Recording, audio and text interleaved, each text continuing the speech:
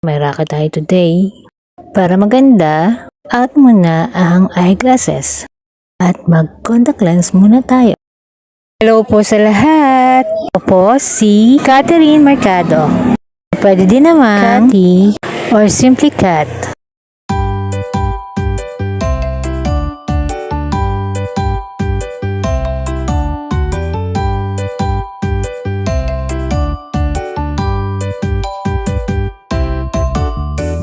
Wearing my Manchester clear contact lens from 8 o'clock a.m.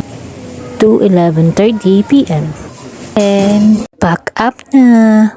Kinabukasan, okay pa rin ang mata ko. Hindi na magaon na mula. Kahit na matagal kong ginamit itong clear contact lens. Imagine, 15 hours. May racket tayo today.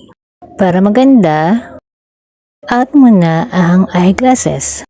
At mag-contact lens muna tayo para pretty naman tayo sa shooting day.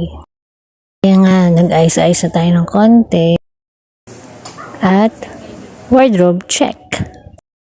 At ito nga yung in-approve nila.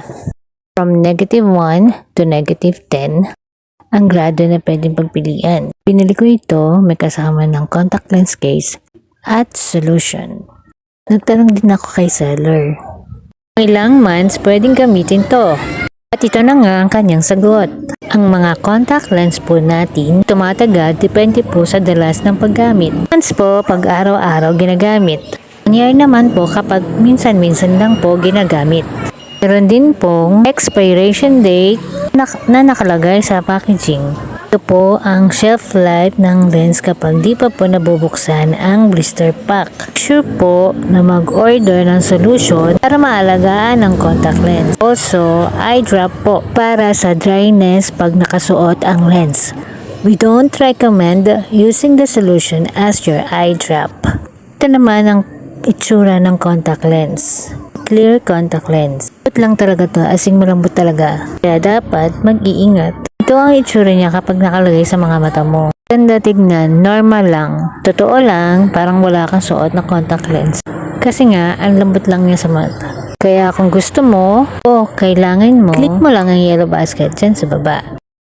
Kaya isave mo ang video na to para may mabalikan ka. During may suot ng contact lens, at after naman nawala, okay pa rin naman ang mga mata ko. Palagi nating ingatan ang ating mata dahil ito pinakamahalagang bahagi ng ating mukha. Dahil pag ito ay nawala, maraming bagay ang maaaring mawala. Posibleng hindi na natin masilayan. Thank you for watching!